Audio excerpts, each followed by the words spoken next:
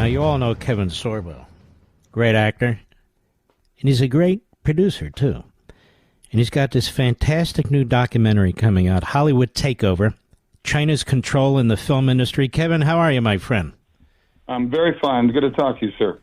Good to talk to you. So tell us, I'm looking at the information about this, and it's very, very important. Tell us about what drove you to create this movie, the individuals who walk us through this movie, and why you decided to do this movie. Well, I think that since I'm probably the first cancel culture victim of Hollywood before it was a term, about a dozen years ago, my manager and agent said they couldn't work with me anymore because I'm conservative and a Christian. And that's apparently, double leper for them. And I'm very vocal about what I feel about what's going on in Hollywood, the movies that they're doing, and the brainwashing they're doing it with, through the media and through the television, and the movies that they've been doing for decades. But obviously, the last 15 years have been such a fast-paced, blatantly arrogant, and just incredibly bold takeover of everything in our lives. They came to me and asked me if I want to be part of it. I'm very well aware, as you are, of the influence China's had over us, and the influence that they have over Hollywood is massive. They decide what Hollywood can bring to China, and China, of course, is salivating over 1.5 billion people. So they will do anything that Chinese ask them to do, including change movies around to make China look great, or just be neutral about it. They don't want anything bashing in China, but they're more than happy to let Chinese people see movies that bash America. They have no problem with that whatsoever, and that's why I jumped on board with this.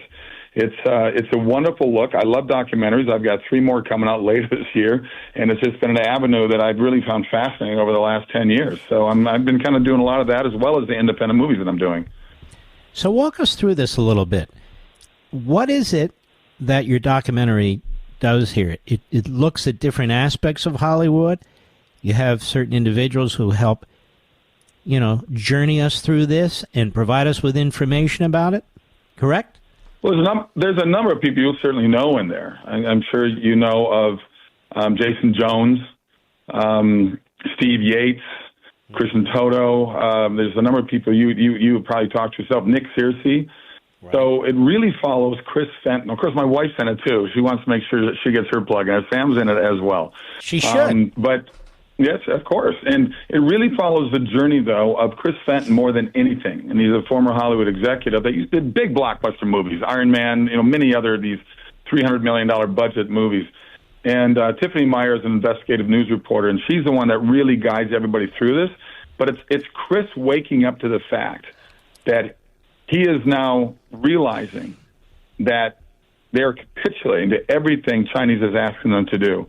They'll go over there with people like Robert Downey Jr. and feed him with words to say. I mean, you can see Robert in the movie, in the documentary, saying that he feels Chinese. He says, "I love China. It's such a great place. Even when I'm home, I feel like I'm Chinese." I mean, it's weird to see that. That these people are spoon-fed to say these things. And he got off the phone one day, and his wife was overhearing him talking to other executives that he was working with. And he hung up the phone. She looks at him and says, "Do you really want to go down this road? Really? Do you see what you're doing?" And it really woke him up. So he's pretty much banished now because he's not denying that he was part of the whole thing of really bringing down America's culture. And that's what they want to do. As you know, Andrew Breitbart said it, right? Politics runs downstream from culture. And he's correct. And the culture is run by Hollywood and the mainstream media. And we see it played out every single day through movies and television. And, I formed Sorbo Studios, SorboStudios.com. We do movies that Hollywood used to do, movies that have hope and love and faith. Now, I want to hold you over. I want to hold you over the break. Again, if people want to find out about this, where exactly do they go? They go to HollywoodTakeover.com, HollywoodTakeover.com. We're here with Kevin Sorbo. Really a documentarian, I guess I would call you, has a brand new film, Hollywood Takeover, China's Control in the Film Industry. Kevin, anything that you and Chris and Tiffany, who's an investigative news reporter, anything that really popped that you weren't expecting? Not really, because I knew how bad it was going on. I think the biggest pop for me, as you know, the number of the tens of thousands of Chinese crossing our border. I've got a friend that works over in China, And he says to work within there as a Chinese member, as a communist member of China, if you're going to move from one province to another one, there's all kinds of paperwork necessary to do that. Well, I wonder if the communist government of China is the ones shipping all these military-aged young men across our border right now, and we're just letting them come through. I mean, it's the weirdest thing in the world that they're look. I read 450,000 acres of farmland was sold to China. It's probably more than that, but they're not planting food for Americans. They're planting food for back in their own country, and we're allowing this because we have such an amazingly greedy country that will sell our soul and sell our country. And Hollywood is doing the same thing because of the 1.5 billion people over there. There was a great Ricky Gervais, who was hosted, I think, 4 or 5 years in a row the Golden Globes. And he gets up there in front of all the Hollywood elite, all the A-list actors, producers, directors, all there in the first 3-4 rows. And he says, you guys are such whores that if ISIS had a film fund, you'd all sign up for it. And people laughed nervously in the crowd. But we know that it's true. They would. And that's the trouble we have going on right now. So Communist China is in Hollywood. Communist China is in our colleges and universities with the Confucius Institute. I would argue Communist China is in the Oval Office, having bought and paid for the Biden family. Yep. And they're spreading their money. They are insinuating themselves into our industries, into our technologies, into academia. What in the hell? How do we allow this to happen? I mean, I understand that it's really one party and one ideology that allows this to happen. But if we don't start unraveling this, them and Qatar and all the rest of them, we're going to lose our country, aren't we?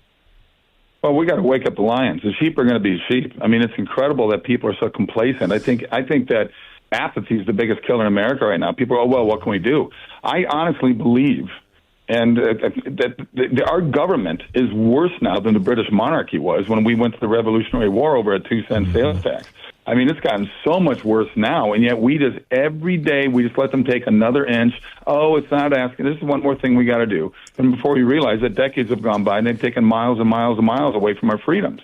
And we're losing all those freedoms every single day, and people are sitting around not doing anything about it. And I got to say, a lot of it comes with the same things that are happening with the Republican side of the people we put in office.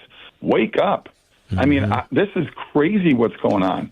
And I think I look at public education as obviously just as bad as anything else. When Bill Maher came out last month, and I'm sure you saw this, he said, don't send your kids to American universities.